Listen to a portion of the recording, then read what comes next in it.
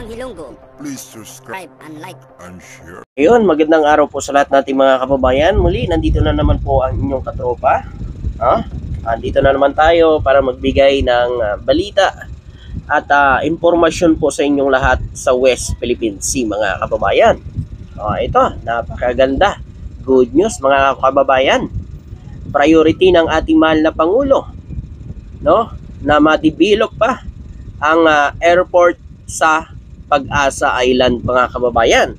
Eto, mga kababayan, babasahin ko lang Ang pagpapaunlad ng paliparan sa Pag-asa Island kabilang sa mga prioridad ng gobyerno, sinabi umano ni Pangulong Ferdinand Marcos Jr. Ayan po, mga kababayan. Isa sa mga prioridad ng ating mahal na Pangulo ay unlad pa ang airport sa Pag-asa Island o paliparan na alam naman natin na number 1 na maraming magagandang tanawin o pasyalan sa lugar ng Pag-asa Island. Di ba?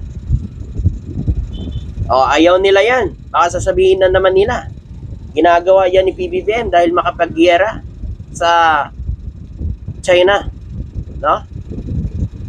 Ayaw nila yan, mga kababayan. Kasi sasabihin na naman nila yan, ginagawa yan ni PBBM para udyukan daw ang kaguluhan dyan sa West Philippine Sea, para magkaroon daw ng giyera. Yan ang sinasabi palagi ng mga pro-China. Nagpapakalat ng mga maling impormasyon na palagi ang sinasabi ng ating mahal na Pangulo, higiit ang karapatan natin sa mga teritoryo na pag-aari ng Pilipinas dyan sa West Philippine Sea. Yan palagi ang sinasabi ng ating mahal na Pangulo. Wala po siyang sinabi na makikipaggera o makikipagbakbakan tayo sa China, mga kababayan. Ang sinasabi lang ng ating mahal na Pangulo, higiit natin ang ating mga karapatan sa mga teritoryo natin. Huwag natin hayaan na makuha ito ng sino mang gahaman ng mga bansa diyan sa West Philippine Sea. Di ba? At ito din mga kababayan, ay magpapataas ng turismo dito sa bansa. Ang pagpapaunlad ng paliparan sa Pag-asa Island. Siyempre, mga kababayan, kung maayos na ang paliparan natin sa Pag-asa Island, di marami ng turista ang dadayo sa Pag-asa Island, mga kababayan. China, nakikita naman natin, nagpapaunlad din sila dyan ng kanilang mga teritoryo dyan sa South China Sea o sa West Philippine Sea. So, kailangan din natin paunlarin yung sa atin, mga kababayan. Diba? Hindi na umuunlad na yung kabilang bansa, yung kanilang mga tapos tayo, ahayaan na natin mamaya. Gagawin pa ng China, mamaya, ang Pag-asa Island ay unti-untiin pa nila yan. Diba? Ayon dito sa pagsasalita sa pamamahagi ng tulong sa mga magsasakang mangingisda at pamilyang apektado ng tagtuyot sa Puerto Princesa City, binigyan din ni Pangulong Ferdinand Marcos Jr. ang kahalagaan ng Palawan sa pambansang depensa, gayon din ang papel ng turismo sa lalawigan na patuloy na paglago at pag-unlad. Diba? Ang galing talaga ng ating mahal na Pangulo, mga kababayan. Kasi, biruin nyo, ang isip niya, mga kababayan, paunlarin ang paliparan sa Pag-asa Island. Tapos, para magdala ng maraming turista. Di ba? Magpapaunlad, no? Paglago ng turismo sa Pag-asa Island, sa Puerto Princesa. Di ba? Ayaw din ng mga anti-Marcos yan kasi puro paninira na lang ang ginagawa nila Puro kasiraan ng gobyerno. Dapat nagkakaisa tayo sa mga ganitong para naman siyempre, mga kababayan, suportahan ang ginagawa ng gobyerno. Dahil alam naman natin, hindi naman ito para lang sa gobyerno, para sa bansa natin. Kapag maraming turista pumunta dyan sa Palawan, sino po bang kikita? o hindi Pilipinas. At hindi lang yan, magkakaroon pa ng trabaho ang mga kababayan natin dyan sa Palawan. O ayaw nila yan eh. O, ang Pag-asa Island ay isang isla sa Kalayaan, China, hindi bababa sa 285 nautical miles mula sa Palawan. Patagal nang itinatag ng Pilipinas ang presensyang militar sibilyan sa lugar, bagamat inaangkin din ng China ang isla. O yan, mga kababayan, isa din sa mga dahilan na yan para mapalakas pa natin ang presensya natin dyan sa Pag-asa Island. Kasi nga, ang China, mga kababayan, inaangkin pa yan. Ganun ho kagahaman ang bansang China. Diba? Ang layo na ho nila dyan sa Pag-asa Island, mga kababayan. Bakit gusto pa nila yan angkinin? Diba? Bakit gusto pa nila yung sakupin ng Pag-asa Island? Iyan ay pasok na sa exclusive economic zone ng bansa. Napakalayo na ng China eh. Diba? Eto pa.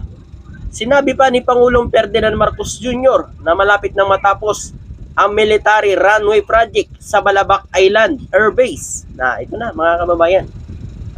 Runway project, military runway project sa Balabac Island. Isa din sa mga talagang magpapalakas din ng presensya natin dyan sa Pag-asa Island, sa Balabac Island, itong bagong military runway project, ayan po, mga kababayan, isa lang yan sa mga ng ating mahal na Pangulo para mapalakas ang presensya natin. At siyempre, mga kababayan, yung military runway project na yan ay para din mamonitor ang nangyayari dyan sa West Philippine Sea. Kapag meron ho tayong mga ganyan military runway project, siyempre, sino ba ang naka-deploy doon? Di ba, mga military natin. Di ba, mababantayan ang ating mga teritoryo sa Pag-asa Island, Balabac Island, at sa West Philippine Sea. At ang Pag-asa Island, mga kababayan, kailangan kasi yan, mga kababayan, kasi alam nyo naman, ang China nagtatangkang sakupin ng Pag-asa Island. Meron nga tayong balita nakaraan, meron tayong ibinalita nakaraan, mga kababayan, na sinasabi ng China, illegal daw tayong nag-occupy dyan sa Pag-asa Island. Teritoryo daw nila yan. Diba? Ganyan kakapal ang mukha ng China para sabihin yan. Biruin mo, mga kababayan, 285 nautical miles exclusive economic zone ng Pilipinas. Tapos sa kanila, ilang libo, ilang tupi pa bago makarating sila sa ating mga teritoryo. Tapos sasabihin nila, kanilang teritoryo yan. Paano, mga kababayan, hindi sumusunod ang China sa internasyonal na batas? Meron po silang inilabas na pahayag na hindi ho nila sinusunod o hindi ho nila pinapayagan ang nangyari noong 2016 sa Arbitral Award sa Pilipinas. Yung napalanunan ng Pilipinas sa arbitral ruling, hindi ho nila yan sinusunod. Kasi illegal daw yun, mga kababayan. Diba? Bakit pa siya pumirma? Bakit pa po siya sumunod? O bakit pa po siya pumirma doon nung nagpatupad ng batas, ng ANCLOS? Bakit pa sila pumirma ng gano'n? Bakit pa sila pumayag kung hindi rin naman pala nila susundin ang ipapatupad na batas? Kasi ang China, mga kababayan, ang gusto ho nila, gaano kalawak ang kanilang lupa, ganoon din kalawak yung kanilang tubig. Diba? Ganyan kagahaman ng China. Tingnan nyo, mga kababayan, ginagawa lang nila sa mga katubigan nila. Ginagawa ng mga artificial na isla. Diba? Pati ba naman ang katubigan ng Pilipinas, kukunin pa nila? Mga yaman dagat ng Pilipinas, kukunin pa nila. Kasi nga, mga kababayan, isa lang din yan sa mga dinabalak ng China, ang sakupin niya ng West Philippine Sea. Kasi nga, mga kababayan, diyan talaga napakaraming yaman dagat yan. Nagpakasasa sila dyan itong mga nakarang administrasyon. Ngayon, sa administrasyon ni PBBM, hindi sila nakaporma. Kasi akala nila, no, mapapasunod nila ang administrasyon ngayon. Eh, maka-Pilipino to eh. May paninindigan sa mga Pilipino. Hindi katulad ng mga past administrasyon. Ha? Puniting ko pa yan eh. 'Di ba? Kasulatan lang yan eh. 'Di ba? Mag-jet ski ako doon eh. Ano nangyari? Mga kababayan, paano kasi? Nakukuha tayo sa mga matatamis na salita, matatamis na sinasabi. Pero, wala din palang nangyayari. So po mga kababayan, maraming salamat at magandang araw po sa inyo lahat. At thank you po.